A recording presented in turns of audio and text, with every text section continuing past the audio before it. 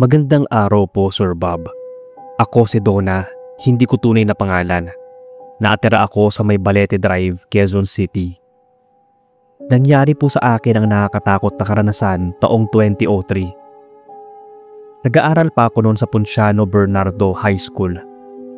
First year ako noong mga panahon na yon na may pa-vigil pa po sa school namin. Nasa second floor ang activity area kasi lahat ng foods ay nasa first floor nilagay. Kakatapos lang ng sharing about family. Habang nagpe-prepare ang mga teachers noon para sa snacks, buwaba naman yung ibang mga students para umihi. Bali 5 lang kaming naiwan. Habang nagkukwentuhan kami ng mga kaklase ko, yung isa kong classmate ay pumunta sa pinaglagyan ng mga gamit dahil may kinuha siya. May 2 lamesa kasi sa dulo ng room. Hindi siya magkadugtong, magkatapat na magkadikit sa dingding. Wala talagang pwedeng daanan kasi lahat ng mga gamit namin ay nakapwesto doon banda. Tapos yung TV, nasa gitna ng mga gamit.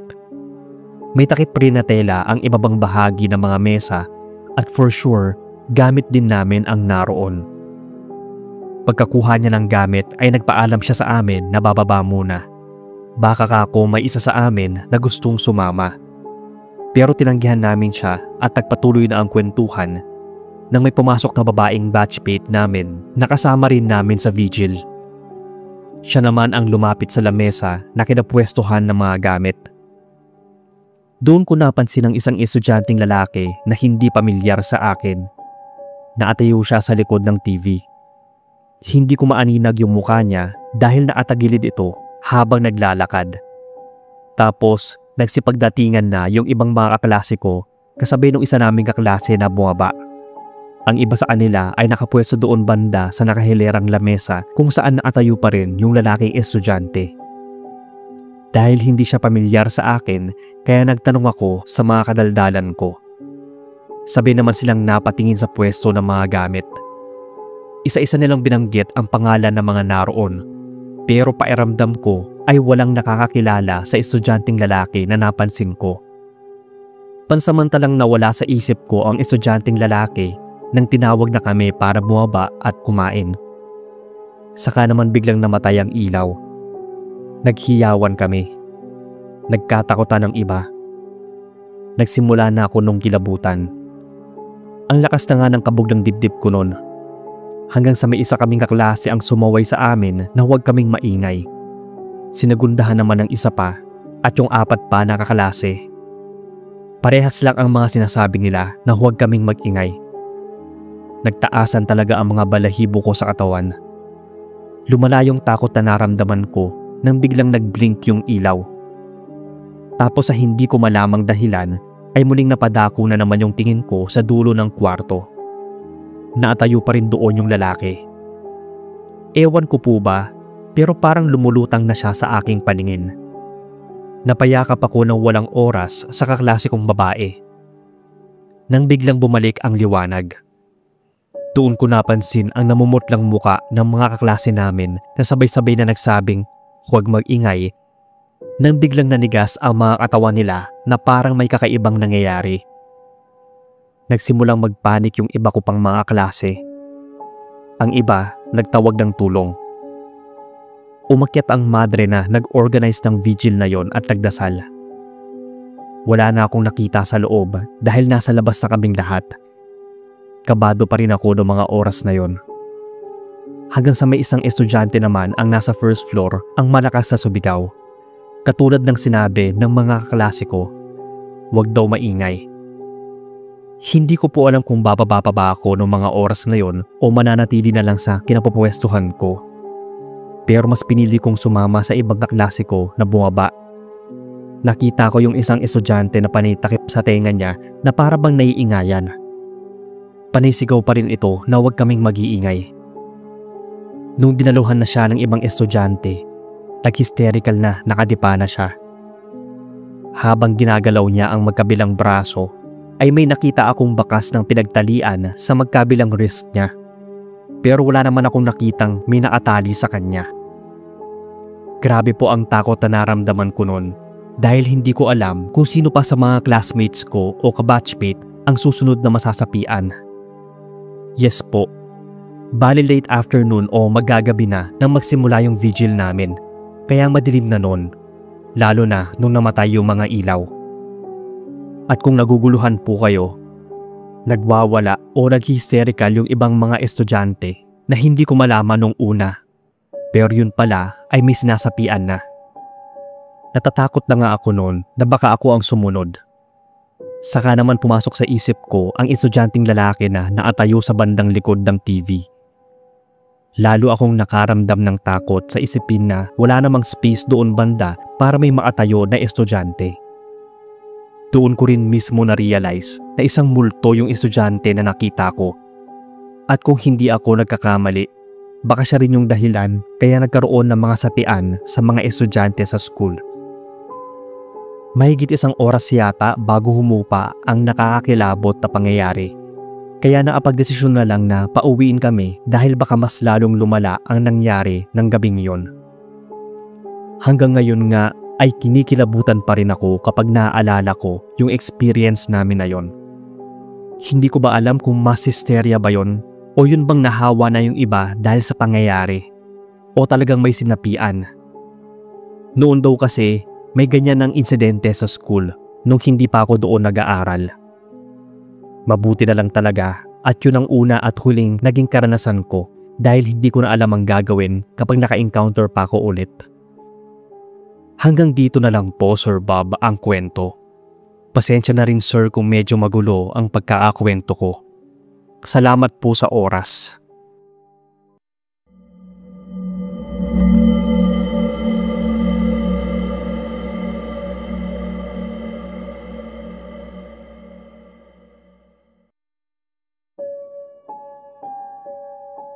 Magandang araw o gabi po sa inyo Sir Bob at sa lahat ng listeners. Tawagin na lang akong Estela from Lapu-Lapu, Cebu. Ang kwentong ibabahagi ko sa inyo ay tungkol sa nangyari sa pinsan ko taong 1998. Pangalanan natin yung pinsan ko na Chona. Nasa second year high school kami that time at magkasangga kami sa lahat ng bagay. Para na nga magkapatid ang turingan namin. Kaya expected na same school ang pinasukan namin. Unang buwan ng pasukan, madalas ang pag-ulan din nun. Kaya marami rin ang mga naatambay na babaeng students sa CR ng school. Karamihan sa mga naroon ay nagpapaganda lang at hindi naman literal na iihi. Kaya ang ending, kung sino pa talaga ang gagamit ng cubicles, sila pa yung nagtsatsaga na pumila sa labas. May ugaling pagkamainipin ang pinsan kong si Chona. Madalas din siyang pupunta ng CR dahil lamigin siya, lalo na at panay ulan. Kaya kahit hindi ko naman bet na pumunta ng CR, need ko rin siyang samahan. Isa sa rason na kailangan ko siyang samahan dahil baka mapaaway siya sa mga students na puro paganda lang ang ginagawa. Nung araw na yon, nagkaroon kami ng activity sa ground field. Malayo ito sa CR ng school. Since isa ako sa class officers, kaya hindi ako pinayagan ng advisor namin na samahan yung pinsan ko. Kampante ako sa part na wala siyang makakaaway roon dahil karamihan sa mga estudyante ay nasa ground field. Pero hindi pa rin mawala sa isip ko na mag-isa lang itong papasok ng CR. Hindi lingid sa kalaman ko na may mga kababalaghang nangyayari sa CR ng school namin. Mangilan-ngilan din sa mga estudyante na nagsabi na may nagpapakita daw doon, lalo na at kukunti lang ang mga gumagamit. Pilit ko yun inalis sa isip ko, yung mga haka-haka na kumakalat doon. Mas naadagdag pa yung kaba ko na mahigit 20 minutes na ay hindi pa rin siya nakakabalik. Nagulat na lang ako nang bigla akong nilapitan ng isang estudyante na third year at sinabihan na papuntahin ako ng clinic.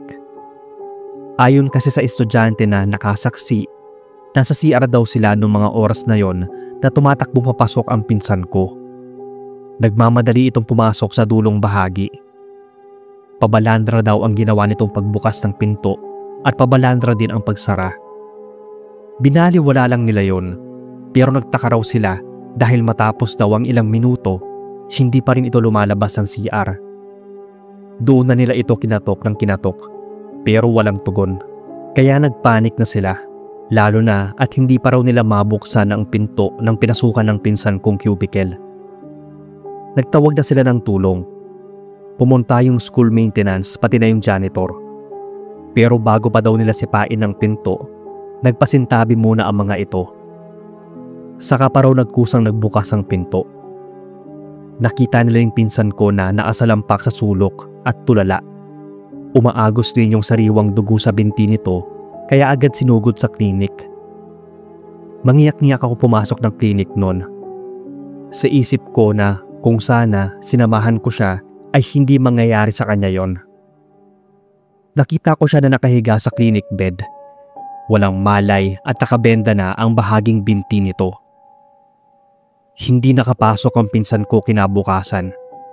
Mabilis din kumalat sa buong campus yung nangyari sa kanya. Marami ang nagtanong sa akin pero wala rin naman akong maisagot kasi wala ako nung mangyari sa kanya yon. Marami pa rin ang tumatambay sa CR kahit na kumalat na sa buong campus na may engkanto raw na nakatira doon. Ako naman, bihira lang gumamit ng CR. Hanggang kaya ko pang tiisin ay hindi ako nagpupunta roon. Mahigit 1 buwan nang babalik-balik na nako-confine yung pinsan ko sa ospital. Paulit-ulit ang findings ng doktor. Nervous breakdown. Nag-hallucinate kasi ito at nagsasabi na may gusto raw kumuha sa kanya. Hindi ko nga siya makausap ng maayos. Awang-awa ako noon sa kalagayan ng pinsan ko. Lalo na sa sugat nito sa binti na 1 buwan nang nakalipas pero hindi pa rin naghihilom. Pakiramdam ko na hindi na gumaling ang sugat nito sa binti at parang lumala pa. May nana pa nga na namuo. Diabetic daw ang pinsan ko, ang sabi ng doktor na sumuri dito. Pero iba talaga ang kutob ko. Nang magdesisyon ang pamilya namin ay uuwi na lang yung pinsan ko sa bahay, ay may kapitbahay kami nagsuggest na baka napaglaruan ito ng isang elemento o kaya engkanto. Alam nyo naman, lalo nung panahon na yon, maraming naniniwala sa mga kababalaghan. Malakas din yung kutob ko noon na tama yung kapitbahay namin, kaya pinilit ko sila na maghanap ng albularyo. Since uso pa sa panahon namin noon ang ganung manggagamot, kaya hindi kami nahirapan maghanap. Ayon pa rito, ay nagkasala ito sa isang engkanto na naninirahan sa CR ng school namin. Sinabihan kami nito na maghanda ng pagkain at huwag lagyan ng asin at ilagay ito sa CR. Nung una ay ayaw pumayag ng school. Pero kalaunan ay napapayag din ang mga ito lalo na at palala ng palala yung naging karamdaman ng pinsan ko. Makalipas ang 1 linggo, biglang gumaling yung sugat ng pinsan ko. Hindi mo talaga makikitaan ng kahit anong peklat. Akala ko ay okay na siya, pero nagkamali ako. Napapansin ko na panay ang tingin nito sa malayo. Tuwing tinatanong ko siya, ay humingiti lang siya at magsasabing namimiss na raw niya ako. Tinawanan ko pa nga ito, hindi dahil sa nakakatawa ang mga sinasabi niya sa akin, kundi dahil natatakot na ako sa mga lumalabas sa salita sa bibig niya. May times pa nga na bigla na lang itong magsasalita na malapit na raw siyang umalis. Kinuwento ko sa mga magulang ko yung about sa mga sinasabi ni Chona. Pero sinabihan lang nila ako na wag ko raw masyadong dibdibin lahat. Pinalampas ko lang yon at nag-focus sa pag-aaral ko. Mga December yon ng 1998 pa rin. Nagpa-flag ceremony noon nang bigla na lang may isang estudyante ang sumigaw. Galing ito sa CR. Bigla akong kinabahan, katulad ng kaba na naramdaman ko nung araw na nakulong yung pinsan ko doon sa CR na yon. Mas lalo akong kinabahan nang ang sinisigaw niya ay nakita raw niya ang isang estudyante na pumasok sa dulong bahagi tapos hindi na muling lumabas. Iniisip ng lahat na baka may nakulong na naman sa bahaging yon ng CR. Kaso nang buksan nila ay wala silang makita roon. Hindi ko alam. Parang nandilim sa akin ang lahat. Nagising ako na nasa loob na ng klinik. Umiiyak si mama habang nagkukwento. Para akong nanlambot after kong marinig yung kwento niya sa akin. Iniisip ko noon na bangungot lang ang lahat ng nangyari. Kahit medyo hilo pa ay pinilit ko talagang makatayo at umuwi. Grabe ang iyak ko nang makita ko yung pinsan kong si Chona. Payapang nakahiga sa higaan niya. Sinasabihan ko siya na kung bakit napakadaya niya. Bakit hindi niya ako hinintay. Ang dami kong nasabi sa kanya noon bago dumating yung nasa punerarya. Akala ko ay magaling na talaga siya. Pero namatay siya na wala namang makitang dahilan sa ikinamatay niya. Ang sabi, baka bangungot. Gabi-gabi na kasi akong nananaginip na nakikita ko ang pinsan ko. Malungkot yung itsura niya, tapos may gusto siyang sabihin. Pero every time na magsisimula na siyang magsalita, ay saka naman ako nagigising. Kaya makalipas ang 3 araw magmula nung mailibing siya, ay pinahukay namin yung puntod niya. Nagtanong pa nga sila kung bakit. Pero ipinaliwanag ko ang lahat ng mga naisip at naramdaman ko. Malaking palaisipan po sa amin dahil imbis sa bangkay ng pinsan ko ang naroon, katawan o bahagi ng puno ng saging ang nasa loob ng kabaong niya. Ang sabi ng mga taga sa amin na malabong maabalik na ang pinsan ko. Pero para sa akin ay mananatili pa rin itong buhay kung nasaang dimensyon man siya. Naiiyak na may kasamang kilabot pa rin habang sinusulat ko tong kwento. Dahil hanggang ngayon, kahit mahigit 2 dekada na, ay umaasa pa rin akong darating ang isang araw na makakasama naming muli yung pinsan ko. Hanggang dito na lang po Sir Bob ang kwento namin ni Chona. Sana ay mabasa at manarate nyo to sa channel para naman mapainggan ko. Isa po pala ako sa mga silent listeners nyo na mahilig sa mga kwentong kababalaghan.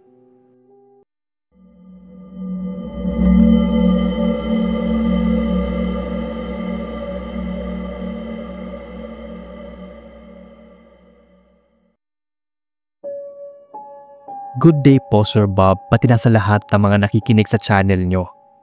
Ako po si Julian, taga Dumaguete. Sana po ay mai-air ninyo itong kakaibang karanasan ko. Nag-aaral po ako nung high school sa isang Catholic school dito sa Dumaguete. Taong 2004 to nangyari. Nasa 3rd year high school ako noon at nagkaroon kami ng recollection noong September. Excited ako noon dahil makakasama namin ang section ng girlfriend kong si Stacy. Gaganapin yung recollection sa isang retreat house ng school. Maganda raw ang view doon, sabi ng mga 4th year students. Tama lang dahil nataon ang araw na yon sa monthsary namin ni Stacy. Sobrang excited ako nang dumating yung araw ng recollection. Dala ko na yung regalo ko para sa girlfriend ko. Tama nga yung sinabi ng mga 4th year students, napaaganda ng lugar. Nakapwesto kasi ito sa bahaging bundok at tanaw din ang dagat na namamagitan papuntang Siquijor. Bago nga pala kami nagsimula ay pinagsabihan kami ng facilitator sa mga bawal puntahan na lugar. Pero dahil wala sa isip ko ang sinasabi nito kaya hindi ko muna inintindi. Ang nasa isip ko noon ay maapagdebut kami ng girlfriend ko roon para masulit namin. Nakinig pa kami ni Stacy noong umaga. Magkatabi din kaming kumain nung tanghalian. Natuwa siya nung sinabi ko sa kanya yung plano ko.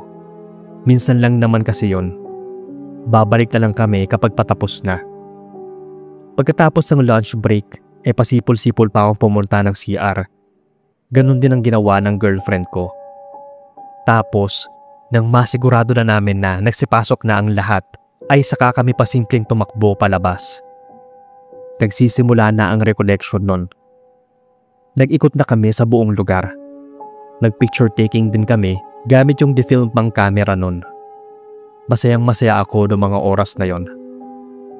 Nang mapagod ay pumasok kami sa isang chapel. Sa simula, umalma yung girlfriend ko. Ang sabi niya ay isa ang chapel sa pinagbabawalan na puntahan. Tinawanan ko lang siya. Sinabi ko sa kanya na bakit hindi na lang namin lubusin ang pagpustit sa recollection. Isa pa, saglit lang naman kami roon. Magpapalipas lang ng ilang minuto at babalik na kami kaagad sa pinagdadausan ng recollection. Napapayag ko naman siya. Pero bago kami tuluyang maapasok, nakaramdam ako ng biglang pagkabog ng dibdib. Siguro, pati si Stacy, ganon din ang naramdaman dahil muli niya ako pinigilan pumasok. Nagwika pa nga ito na natatakot daw siya katulad ng nararamdaman ko. Pero dahil ayokong mapahiya sa kanya noong mga oras na yon, kaya nagtapang-tapangan ako.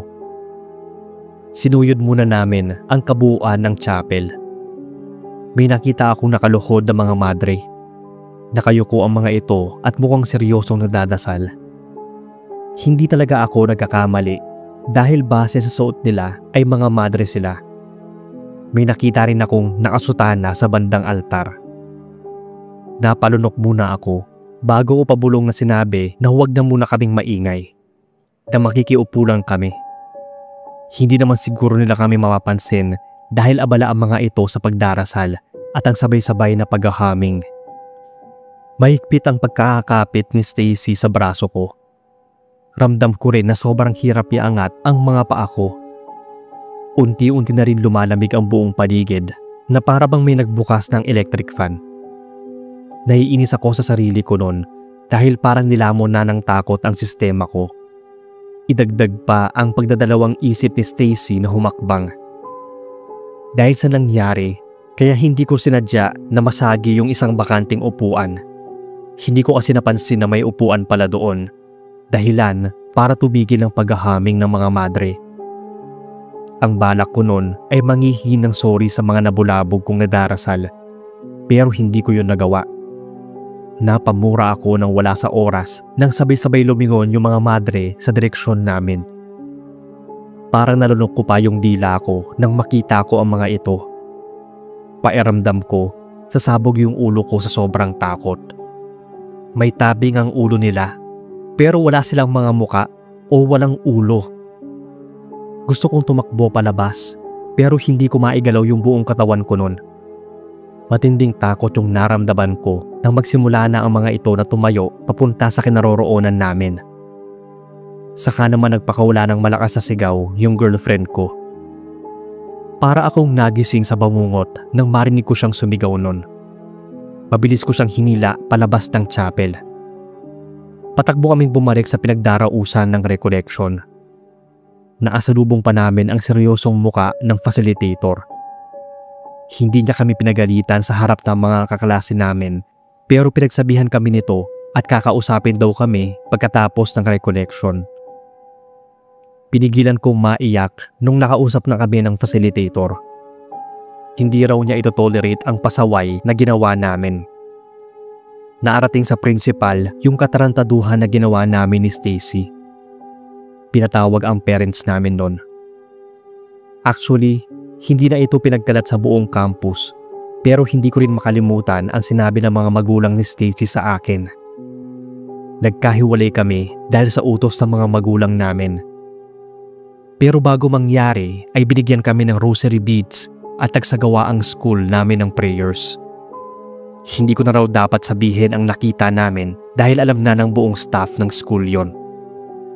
Nagtanong pa nga ako kung sino yung mga madre na yon na walang ulo at kung bakit sila naroon. Hindi nila sinagot ang tanong ko. Wala rin ako mapagtanungan o mahanap man lang ng tungkol sa chapel na yon sa pinuntahan naming retreat house. Kumbaga, nanatili itong isang misteryo sa akin. Nagkatroma ako dahil sa nangyari.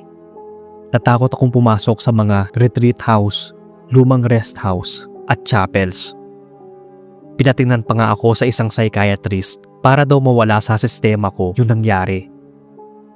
After a few years, unti-unti na rin akong nakamove on, pero hindi ko pa rin makalimutan yung experience namin. Sana ay magbigay aral to sa mga estudyante pa lang yung nangyari sa akin noon. Dahil sa mismong mga anak ko ay nakwento ko ito para hindi nila gawin ang pagtakas-takas o kung ano pa gaya ng ginawa ko dati. Ito lang po, Sir Bob. Thank you kung inyong mabasa at God bless sa lahat.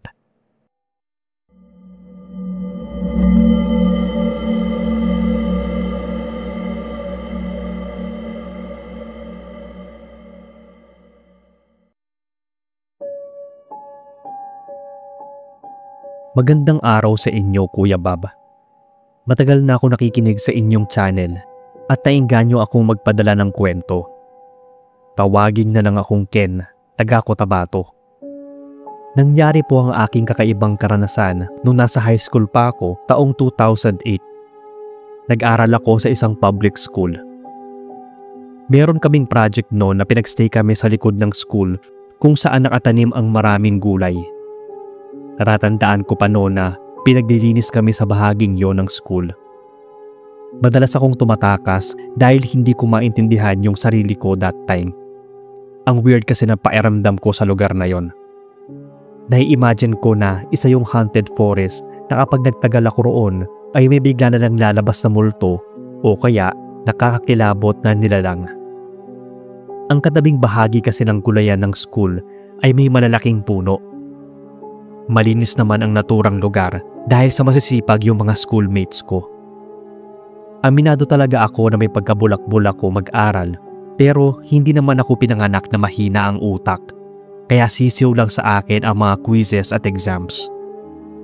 Nag-cutting classes ako that time kaya hindi ko nasaksihan yung pagkulaps ng kaklase ko na babae na doon mismo nangyari sa gulayan ng school. Wala sa dugo ko ang pagiging tsismoso. Pero nung pumasok ako kinabukasan ay parang na-curious ako. Napag-alaman ko na yung kaklase ko palang babae na yon na nakaupo sa aking unahan ay nahimatay. Hindi siya pumasok nung araw na yon, kaya malaya ang mga kaklase ko na pag-usapan siya. Nagtaka kami dahil hindi naman mukhang sakitin si Rose. Yun yung pangalan niya, maliban na lang sa pagiging tahimik. Kinahapunan, pumasok si Rose. Parang walang nangyari. Pero nang sumapit ang 3:00 ng hapon, bigla na lang itong nahimatay. Nagkagulo kami sa loob ng classroom. Pati teacher ko noon ay hindi mapakali. May mga tagapaypay kay Rose. May nagpapahid ng ointment at nagpapasinghot pa rito. Meron din naghihilot sa magkabilang kamay at paa. Nakaupo lang ako sa isang tabi habang pinagmamasdan ang mga classmates ko. Kanina pa kasi ako noon hindi mapakali. Basta mahirap ipaliwanag yung nararamdaman ko. Tapos biglang tumahimik. May nahagip ako sa peripheral vision ko na parang may dumaan. Sobrang bilis na hindi ko na inalam. Pero hindi ko maipagkakaila na kinabahan talaga ako. Lumipas ang ilang minuto nang bigla na lang sumigaw si Rose. Nagtaasan ang mga balahibo ko sa katawan nang marinig yung boses niya. Naghiyawan din yung mga kaklase ko dahil sa sobrang pagkagulat at takot na rin. Grabe yung kabog ng dibdib ko noong mga oras na yon. Nakaupo ang 4 na kaklase ko sa tabi ni Rose na nakahawak sa magkabilang braso at binti niya. First time ko talagang makakita ng taong sinasapian. Wala namang ibang paliwanag sa nangyari sa kanya dahil pa iba-iba ang boses na lumalabas sa bibig nito. May lumabas pa nga na berdeng nangingitim na likido sa bibig nito at kumalat sa uniform niya. Sa sobrang pagkagulat ko noon ay napako ako sa kinauupuan habang yung ibang mga classmates ko ay nagkakagulo na. Yung iba, nagdadasal tuwing tumatawa ng nakakakilabot si Rose. Naghanap na ng teachers at staff yung ibang mga classmates ko. Tapos, 8 sa mga classmates kong lalaki ang nakahawak na kay Rose. Siguro before 4 PM nang may dumating na pari. Dinasalan nito si Rose at iba-iba talaga ang mga boses na lumalabas sa bibig nito. May tumatawa, umiiyak, galit na hindi ko maintindihan. Basta kinikilabutan ako. Unti-unti itong kumalma ng wisikan ng holy water at suotan ng rosaryo. Naroon din pala yung lola ni Rose na umiiyak. Natapos ang maghapon na sumasakit ang ulo ko sa mga nangyayari. Mabuti na lang at Sabado noon kinabukasan at walang pasok. Pagsapit ng Lunes ay hindi pa rin pumasok si Rose. Back to normal ang klase na para bang walang nangyari nung huling Biyernes. Hindi muna kami pinaglinis sa may gulayan na bahagi ng school dahil sa nangyaring yon. Pero nang sumapit ang 3 PM, may isang kaklasing babae na naman na nahimatay. Nakaupo siya sa may bandang likuran ko. Dumaloy agad yung takot sa buo kong katawan. Nagmamadali pa akong tumayo nun at agad pumuesto sa isang sulok dahil katulad ng nangyari sa akin nang sinapian si Rose, Ganun din ang naramdaman ko. Hindi naman sa pagiging duwag o mahina. Talagang biglang takot at paninigas ng katawan ko talaga ang nangyayari. Kumbaga, hindi ko makontrol yung emosyon ko, pati ang galaw ko. Pagkatapos ng ilang minuto, 3 ko pang kaklase ang sunod-sunod na nahimatay. Siguro dahil sa takot ko nun, kaya naigalaw ko yung mga paa ko at tumakbo palabas ng classroom namin. Naasalubong ko pa yung school nurse nun at sinabihan tungkol sa nangyayari sa classroom. Hindi naman daw sinapian kagaya ni Rose yung 4, pero sinugod sila sa clinic ng school. Hindi ko na alam ang sumunod na nangyari dahil nagmamadali na akong umuwi sa amin nun.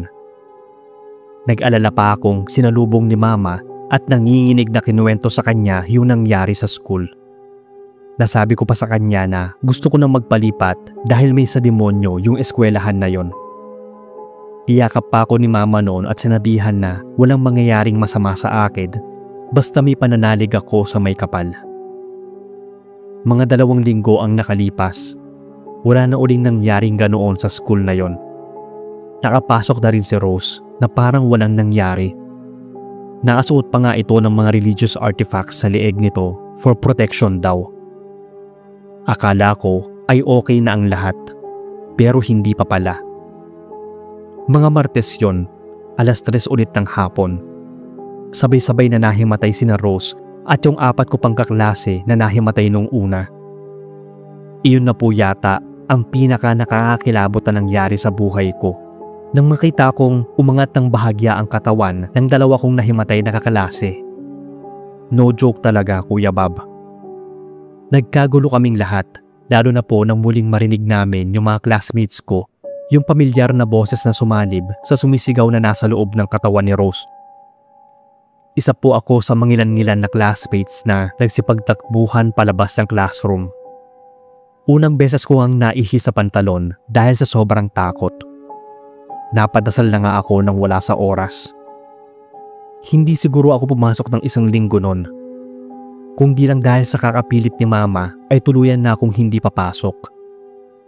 Nalaman ko na lang po sa mga classmates ko na sinakal ni Rose yung teacher namin bago ito kumalma dahil may dumating na pari. Iyak daw ng iyak noon si Ma'am. Siguro katulad namin ay natakot din ito at nabahala sa sariling buhay. Pinabless at pinadasalan ang buong school namin kasama na yung classrooms at yung gulayan sa may bahaging likod. Naging routine na rin po sa school namin ang magdasal bago magsimula ang mga klase at tuwing sasapit ang 3:00 ng hapon. Pagkatapos naman nun ay wala nang nangyaring sapi-sapi o mga katatakutan. Hanggang ngayon nga ay kinikilabutan pa rin ako kapag naalala ko yung mga pangyayaring yon nung high school. Buti nga ay na-graduate kami. Hanggang dito na lang, Kuya Bob, ang kwento ko.